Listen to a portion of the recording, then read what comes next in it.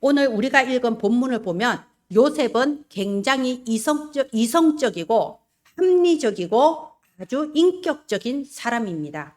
자, 보세요.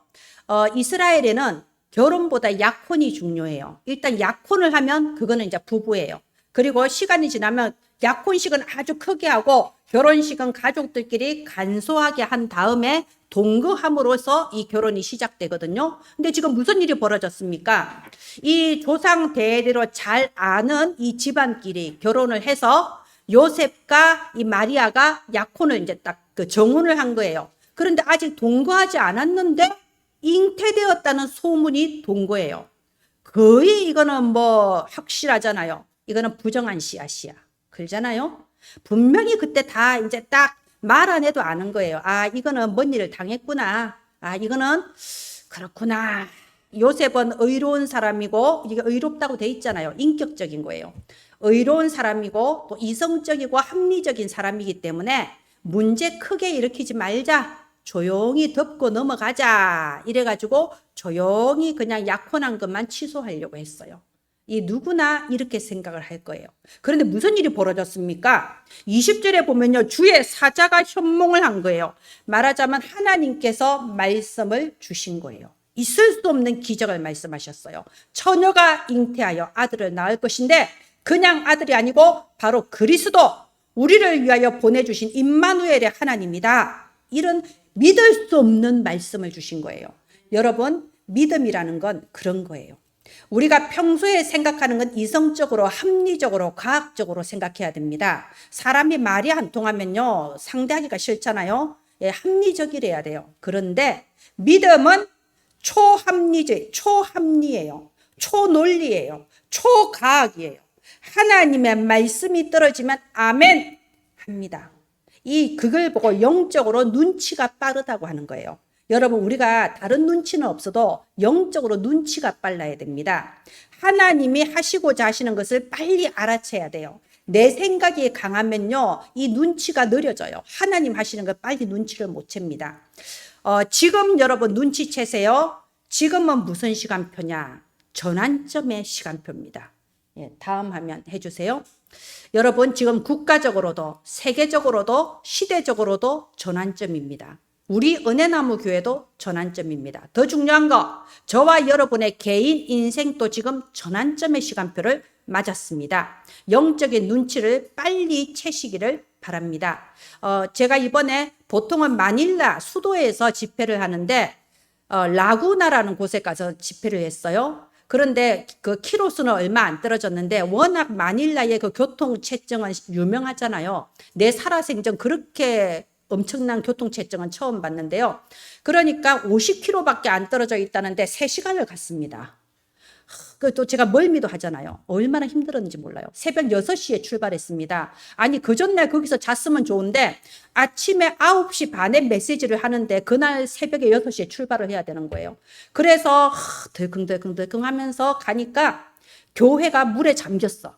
교회 들어가는 길이 며칠 좀 우기라네요. 그래서 징금다리 같은 거 임시로 만든 거 지나가는데 참 웃음밖에 안 나오더라고. 그래서 웃으면서 갔습니다. 재밌다면서. 그러니까 사람들이 가득 모여 있는데요. 제가 보니까 준비가 안 됐어요. 마음의 준비가. 얼떨결에 모였어. 그래서 그렇구나 하면서 이제 앉아 있는데요. 저하고 같이 간 목사님이 나중에 그러더라고. 교회 딱 들어가니까 시커먼 흑암이 가득해서 깜짝 놀랐다고 그러더라고요. 근데 원래 일각 메시지 하면 꺾이게 돼 있어요. 사단이 원래 메시지 하기 전까지 그러거든요. 메시지 일강을 딱 전했어요. 저도 조금 당황스러웠던 게 그 3시간을 갔는데 물 한 잔을 안 주더라고. 그래서 물 좀 주십시오 부탁해서 물 한 잔 얻어먹고 메시지를 한 거예요. 일강 메시지를 딱 끝나니까 제가 느낀 게 거기 선교사님들이 여러 분 오셨어요. 목사님들, 거기 필리핀 총회장 뭐 이런 분 다 오셨어요. 근데 제가 느낀 게 이분들이 포기를 했다는 게 느껴지더라고요. 힘이 없어요. 이렇게 집회를 어떻게 하긴 했는데 뭔가 그게 없었던 거예요. 그런데 1강을 다 끝나고 나니까 한 분이 이러세요. 오늘 이 메시지를 안 들었으면 큰일 날 뻔했다는 거야. 그리고 2강 딱 살아나셨어. 3강, 4강 딱 이렇게 살아난 거예요. 사실은 4강을 하루에 하기가 힘든데 스케줄이 그렇게 짜진 거예요. 하루 동안에 4강을 했는데 이제 하시는 포럼들이 그래요. 진짜 전환점이다. 그러니까 그 전까지는 뭐 전환점이면 좋겠다였는데 메시지 듣고 처음으로 이 현지인 사람들을 사명자로 리더로 16명을 세웠어요. 그리고 그동안은 선교사님들이 다 뭐 한국 선교사들이 알아서 했는데 처음으로 현지인 여자 목사, 거기 여자들이 세더라고. 동남아라서. 현지인 여자 목사를 지도 목사로 세우고 모든 목사님들이 머리에 안수하고 앞으로 지속될 시스템으로 세워나가자. 이게 필리핀 전역에 어린이 사역을 할 수 있는 교사 시스템 조직을 만들어서 한 달에 한 번씩 이렇게 우리가 줌으로 만나서 하자. 이렇게 이제 딱 그것까지 다 한 거예요. 그러니까는 같이 간 선교사 사모님도 지금까지 선교해도 이런 일은 처음이다. 그리고 이제 거기 여러 선교사님들이 진짜 전환점이네. 정말 전환점이네. 생각하면 생각할수록 이번 집회는 전환점이다. 필리핀 선교사역 전체 전환점이다. 이렇게 계속해서 말을 하시더라고요. 왜 제가 이런 말을 하냐? 여러분, 영적으로 눈치가 빨라야 돼요. 눈치를 못 채면 어제 같은 오늘이고 오늘 같은 내일이고 전환점인 걸 몰라요. 눈치를 못 채면 성령 인도를 받지를 못합니다. 여러분 눈치채십시오. 지금은 전환점입니다. 전환점, 터닝 포인트. 언제나 전환점은요, 문제처럼 찾아와요. 위기처럼 찾아와요. 문제와 위기가 아니면 사람은 갱신이 안 되거든요. 그래서 이런 문제, 위기, 영적인 눈치가 없으면 낙심한다니까요. 아니요. 전환점. 하나님이 주신 기회입니다. 그러면 하나님의 사람들은 어떻게 해야 되냐? 성령 인도만 정확하게 받으면 됩니다. 생명이 있는 사람은 이 안에 예수의 생명이 있으면 성령께서 인도하시게 돼 있어요. 성령 인도만 받으면 아무것도 문제될 게 없습니다. 그래서 오후 예배가 사실 중요해요. 오후 예배, 수요 예배 때 제가 이 속에 있는 메시지를 할 수가 있거든요. 자, 그 얘기는 나중에 하도록 하고요. 성령 인도를 어떻게 받습니까? 말씀을 들어봐야 하는 거예요. 하나님은 언약을 하나님의 반드시 이루실 언약을 말씀으로 주시고 그대로 이루시거든요. 하나님은 언약 주시고 언약대로 이루시는 하나님입니다. 자, 지금 보세요. 하나님께서는요, 창세기 3장 15절에 문제가 발생하자마자 여자의 후손이 뱀의 머리를 상하게 할 것이다. 반드시 여자의 후손 그리스도가 오셔서 사탄의 머리를 깨버릴 것이다. 아무것도 걱정하지 마라. 약속하셨습니다. 그리고 실제로 예수 그리스도께서 이 땅에 오셨어요. 그래서 신약 성경 요한일서 3장 8절에 하나님의 아들이 나타나신 것은 마귀의 일을 멸하려 하심이라. 창세기 3장 15절 뱀의 머리를 깨뜨린다. 요한일서 3장 8절 마귀의 일을 멸한다. 하나님은 언약을 주셨고 언약대로 이루신 거예요. 아멘. 그리고 이사야서 7장 14절 이사야 시대가 가장 위기의 때 아닙니까? 나라가 망했다니까요. 우리나라는 안 망했잖아요. 나라가 망하고 성전이 불탔다니까요. 그런 위기의 시대에 이사야 7장 14절에 처녀가 잉태하여 아들을 낳을 것이다. 전혀 얼토당토 아닌 것 같은 말씀을 주신 거예요. 아니 처녀가 어떻게 애를 낳아요? 있을 수 없잖아요. 그런데 그 말씀을 주셨어요. 대부분 안 믿었는데 믿은 사람이 있어요. 붙잡은 사람이 있어요. 영적인 눈치가 빠른 사람이죠. 그대로 성취가 됐습니다. 그게 오늘 우리가 읽은 마태복음 1장 23절 말씀이에요. 이사야 7장 14절 말씀 그대로 보라 처녀가 잉태하여 아들을 낳을 것이요 그의 이름을 임마누엘이라 하셨으니 여기까지가 구약 이사야 7장 14절 말씀인데 신약에 와서는 그걸 딱 번역을 해놨어요. 이를 번역한 즉 하나님이 우리와 함께 계시다 함이라. 뭔 말입니까? 하나님께서 천지를 창조하시고 전능하신 하나님께서 지금 우리 곁에 사람의 몸을 입고 오셨다. 지금 그 말씀 성취를 말하고 있습니다. 하나님은 약속을 주시고 약속대로 반드시 이루시는 하나님입니다. 언약의 하나님 붙드시기를 바랍니다. 자, 이렇게 하나님께서 이 땅에 오셔서 뭘 하셨나요? 요한복음 19장 30절에 다 이루었다고 했습니다. 뭘 이루셨는데요? 내 문제 그대로 있는데 나는 아직도 힘든데 뭘 이루셨나요? 정확하게 알아야 됩니다. 예수 그리스도께서 십자가에서 가문을 타고 내려오는 영적 대물림 끝내셨습니다. 나로부터 끝난 겁니다. 예수 그리스도께서 분명히 우리가 갈 수밖에 없는 지옥 배경에서 나를 끄집어내신 거예요. 끝낸 겁니다. 지금 나타나는 증상은 비슷한 뜻처럼 보이지만 그 결과는 완전히 달라요. 왜요? 끝냈거든요. 예수는 그리스도, 모든 문제 끝, 모든 거 완전히 끝내셨어요. 그냥 말로만 끝내신 게 아니에요. 십자가에서 피를 흘리셨다니까요. 피 흘리시면서 다 이루었다 하셨습니다. 그래서 오직이에요. 그리스도가 아니면 끝내신 분이 없어요. 누가 우리를 위해 십자가에 죽었습니까? 누가 피 흘렸습니까? 그 피가 증거예요. 오직 예수님만이 오직 한 분, 그리스도입니다. 자, 그런데 이걸 내가 누려야 될 거 아닙니까? 여러분, 냉장고에 산의 진미가 있어도 끄집어 먹어야 내 거예요. 은행에 돈이 몇십원, 몇백억이 있어도 단돈 10,000원이라도 내가 꺼내서 써야 그 돈이 내 거 아닙니까? 그죠? 내 걸로 누려야 내 거라니까요. 그러면 내가 어떻게 누리냐? 지난주 말씀 나왔죠? 알아야 돼. 두 번째, 아는 걸로 끝나는 게 아니고 내가 믿어야 돼. 믿고, 믿음이 있어야 돼요. 세 번째, 예수 그리스도를 나의 왕으로 모셔야 되는 겁니다. 나의 왕으로.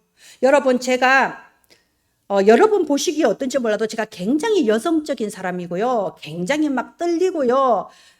왜 그런 표정을 지으시나요? 저 어디 가서 말 한마디 못하는 순수한 착한 그런 사람이에요. 그런데 제가 해외로 돌아다니면서 전혀 우리와 다르게 생긴 사람들한테 여러 목사님들 모셔놓고 힘있게 메시지를 선포하는 이유가 뭐냐? 그리스도가 나의 왕이란 사실을 믿기 때문이에요. 이 자리에 예수 그리스도가 왕이시란 사실을 믿기 때문이에요. 내가 왕의 대언자로서 왕이 하시는 말씀을 선포하려고 여기에 왔다라는 사실을 믿기 때문에 아무것도 두려워하지 않고 하나님이 내게 주신 말씀만 정확하게 증거하는 겁니다. 여러분, 이게 가장 중요해요. 알고 믿고 나의 왕이 되셔야 됩니다. 지금 나를 둘러싼 상황이 어떻든 상관없어요. 이 상황도 그리스도가 왕이세요. 모든 흑암은 그리스도 이름 앞에 완전히 짓밟혀서 우리 발바닥 밑에 재와 같이 짓밟혀 버리고 왕이신 그리스도께서 이 시간에 주장하시고 역사하신다. 이 사실을 내가 믿고 누리는 겁니다. 두 번째, 유일성입니다. 우리가 그리스도를 왕으로 믿고 누리면 어느 날 반드시 기적의 역사가 시작돼요. 그걸 유일성이라고 해요. 왜 유일성이냐? 수많은 노예들이 있어도 총리가 되는 건 유일하게 한 명이었잖아요. 수많은 이스라엘 목동 중에 유일하게 다윗이 왕이 됐잖아요. 만민이 안 되는데 나는 응답받습니다. 만민이 무너지는데 나는 세움을 입습니다. 그게 유일성이에요. 있을 수 없는 기적이 일어납니다. 유일성. 반드시 언약이 성취되는 유일성의 그날이 옵니다. 우리는 그때를 믿고 기다리는 거예요. 그런데 여러분, 기다리는 건 아무나 못 기다려요. 힘이 있어야 기다려요. 내가 내면에 힘이 있어야 기다려요. 힘이 없으면 뭘 하냐? 말이 많아져요. 우리 동의보감에도 나와 있어요. 사람이 힘이 없으면 웃음이 해퍼지고 말이 많아진다고.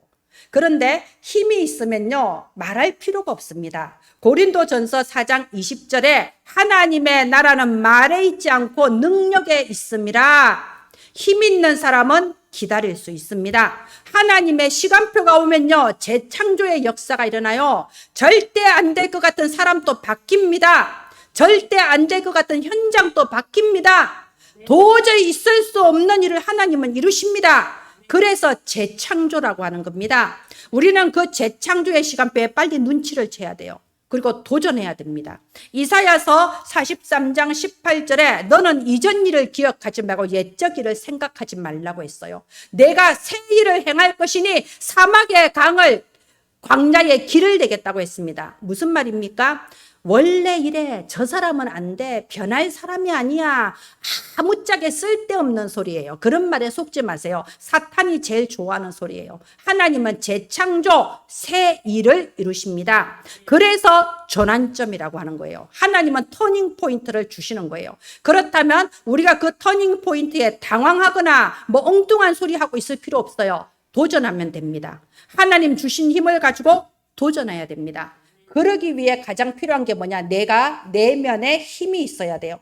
사람들의 말에 갈대처럼 흔들리지 않고 하나님의 확실한 말씀을 붙잡고 끝까지 기다릴 수 있는 그 힘이 필요합니다. 그래서 우리 교회는 내일부터 초다새 집중 기도회가 시작됩니다.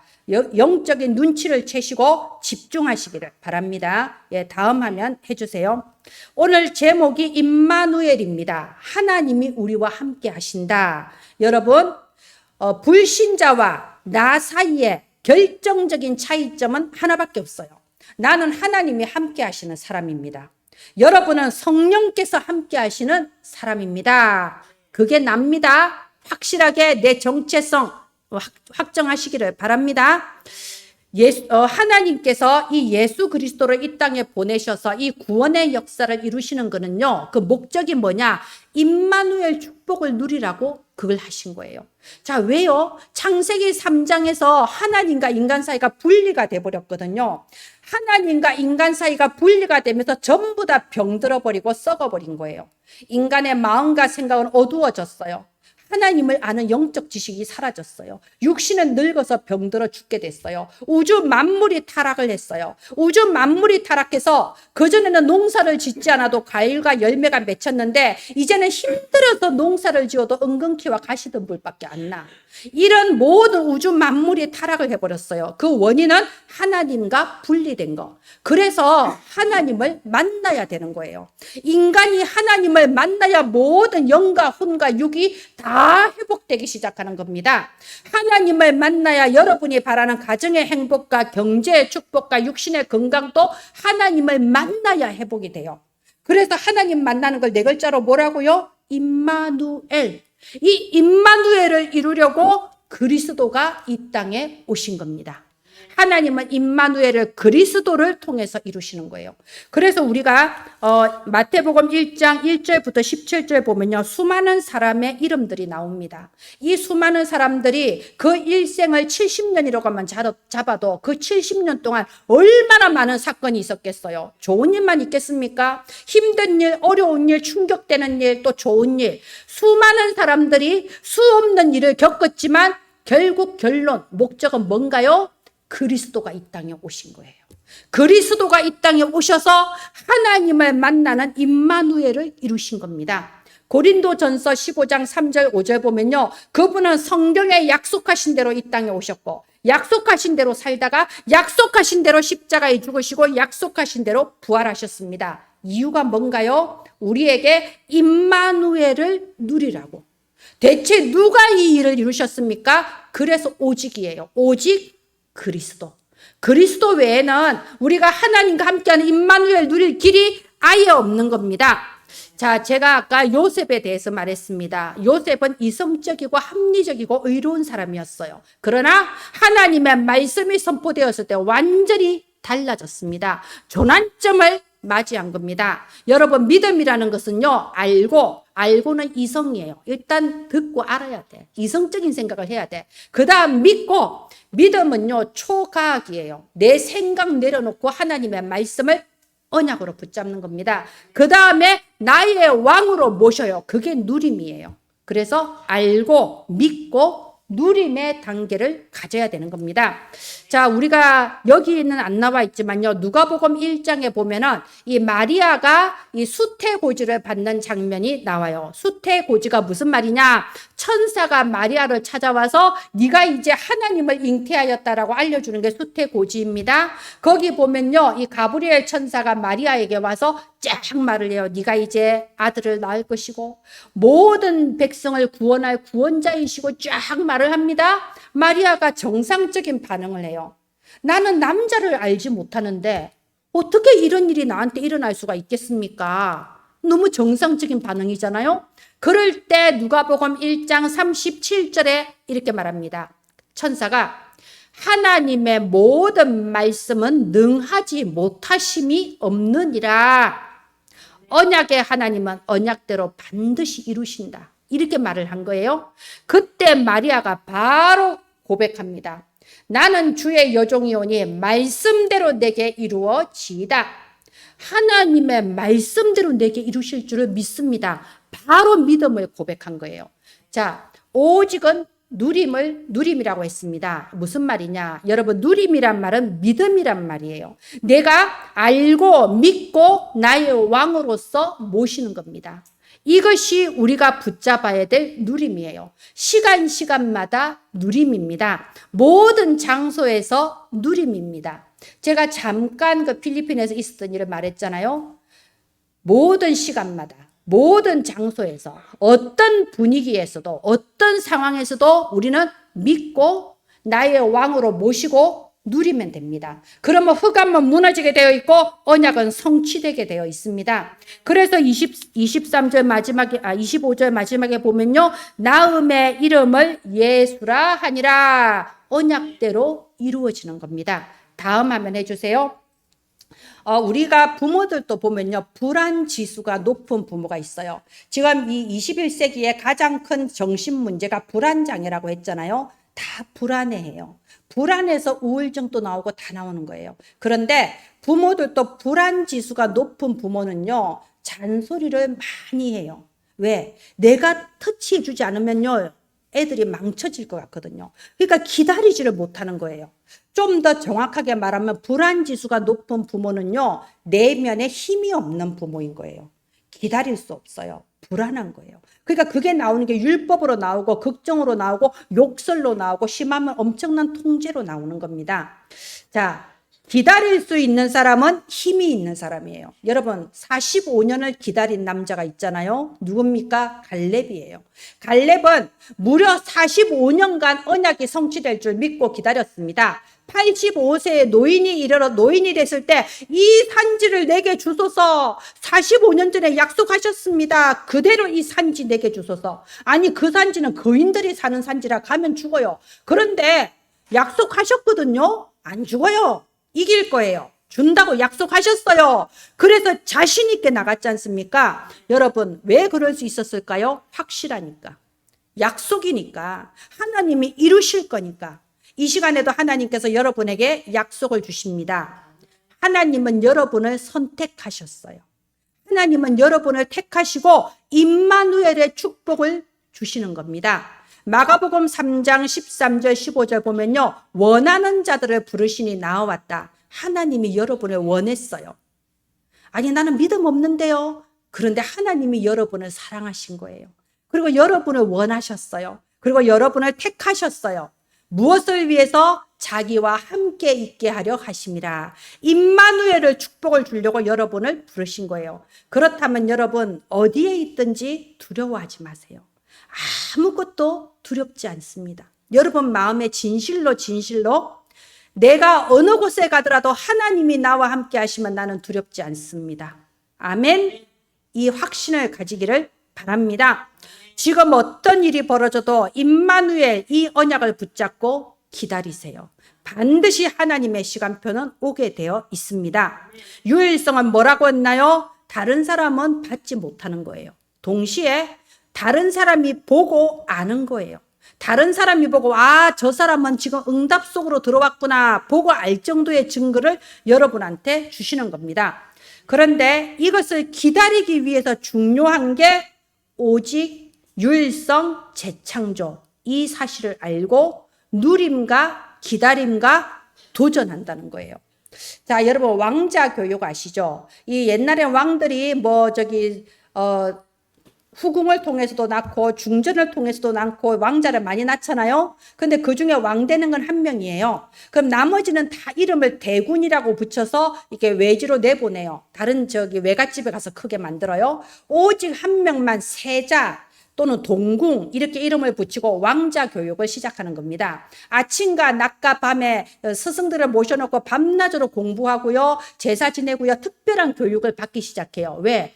진짜 왕이 되려면 왕 그릇을 만들어서 왕을 시켜야지 대충 왕 시켜놓으면 이거는 나라 말아먹잖아요. 그죠? 철저하게 신하들이 훈련을 시킨 다음에 왕으로 세우는 거예요. 그게 왕자 교육입니다. 저와 여러분은요 지금 왕자 교육을 받고 있어요. 저와 여러분은 하나님이 어떤 응답을 주셔도 그것 때문에 변하지 않고 흔들리지 않는 그 자세와 그릇을 준비시키고 계신 겁니다. 그렇다면 하나님은 어떤 사람을 사용하시냐? 임마누엘을 가장 당당하게 누리는 사람을 사용하시는 겁니다. 임마누엘이 뭐라고요? 하나님은 지금 나와 함께 하신다. 하나님이 나의 왕이시다. 이 임마누엘을 여러분이 당당하게 누릴 때 하나님은 여러분에게 유일성의 응답 시작하시는 겁니다. 다음 화면 해주세요. 그래서 여러분 속지 말고 기다리세요. 속지만 않으면 됩니다. 여러분 사람을 여러분 생각대로 판단하지 마세요. 저 인간은 안 돼. 그런 거 없습니다. 누구든지 복음 안에 있으면 재창조되게 되어 있어요. 하나님은 지금 어떤 모습이라도 상관없습니다. 다시 재창조하십니다. 제가 이제 그 기억에 남는 게 어떤 애한테 말씀을 잘 알아듣더라고요. 야, 너 누나나 형 없냐? 하니까 우리 누나 있어요. 그럼 다음에 누나를 데려와. 너 나쁘네. 왜 누나를 안 데려왔냐? 이러니까 우리 누나는 절대로 교회를 다닐 사람이 아니라는 거예요. 그래서 야, 네가 하나님이냐? 네가 하나님이냐? 하나님은 어떤 사람도 변하게 만드는 거다. 자, 보세요. 하나님은 어떤 사람도 재창조하십니다. 내 기준으로 사람 판단하지 마세요. 더 중요한 거, 내 기준을 가지고 나를 판단하지 마세요. 나는 안 돼. 그런 거 없다니까요. 안 되는 사람 없습니다. 하나님은 어떤 사람도 재창조하시고요. 아무리 극악한 상황도 재창조하십니다. 한 번에 바꾸세요. 여러분 아시다시피 카타콤 뭔지 아시죠? 로마 시대에 무려 300년 동안 기독교를 핍박했어요.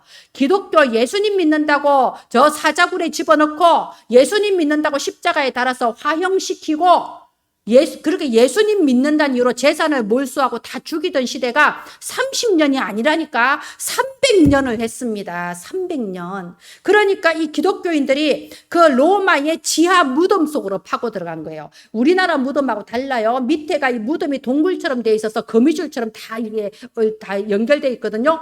그 카타콤 지하로 파고 들어가서 촛불 켜놓고 무려 300년 동안 거기서 예배를 드린 거예요. 이건 하나님의 능력이 아니면 불가능이에요.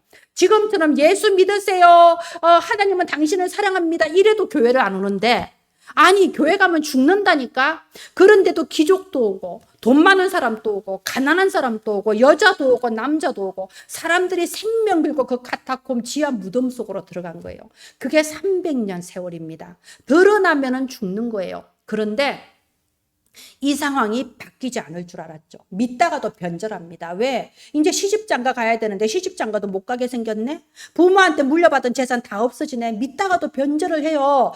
이거는 안 되겠다. 똑똑한 사람은 안 해요. 그런데 313년도에 기적이 일어난 거예요. 콘스탄티누스 황제가 딱 황제 등극을 하면서 밀라노 칙령을 발표했는데 그 발표가 뭐냐? 이제부터 우리 로마 제국은 기독교만 믿는다.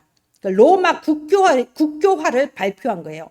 뭐 교회를 다녀도 된다가 아니라니까요. 교회를 다녀야만 한다라는 로마 국교화를 선포를 한 겁니다. 기적이 일어난 거예요. 그야말로 우리나라 말로 상전벽해가 일어난 거 아닙니까? 하나님의 역사는 그렇습니다. 어떤 상황도 재창조하실 수 있어요. 그러니까 여러분 조급할 필요 없습니다. 지금 눈앞에 보이는 거 가지고 판단하는 사람은 어리석은 사람이에요. 하나님께서 하실 그 재창조의 시간표를 향하여 도전하면 되는 겁니다. 이 산지를 내게 주소서 갈렙이 외친 것처럼요. 저에게는 저의 비전이 있습니다. 하나님은 237 나라의 렘넌트 전도운동 반드시 이루실 건데 내가 여기에 1만 망대를 세우는 사람이 되게 하소서. 제 기도 제목입니다. 1,000망대 아니에요. 1만 망대예요. 여러분 대체적으로 해외에 나가서 신학교 강의를 하거나 집회 강의를 하는 사람은 그래도 교회가 좀 크고 그죠? 좀 이렇게 자리도 잡고 좀 힘도 있고 그런 사람들이 가죠. 제가 가면요 당황스러운 거예요. 나이도 젊어 보이죠? 실제 안 젊은데 그리고 뭐 여자고 아니 저 사람이 뭔데 저렇게 좀 강의를 하러 왔지? 이렇게 돼요. 그런데 저는 그걸 봐요. 제가 강의한 데마다 언제나 새로 시작돼요. 힘없던 사람들이 힘을 얻고 그리고 소리 없이 방향 없이 있던 사람들이 정확한 방향을 찾고 새로 모든 것이 시작되는 걸 저는 언제나 보아왔습니다. 왜 그럴까요? 하나님께서 내게 주신 거예요. 1만 망대를 세우겠다. 1만 망대를 세우면 거기서부터 237 나라 5천 종족 모든 후대에게 전도운동이 일어날 수 있다. 이겁니다.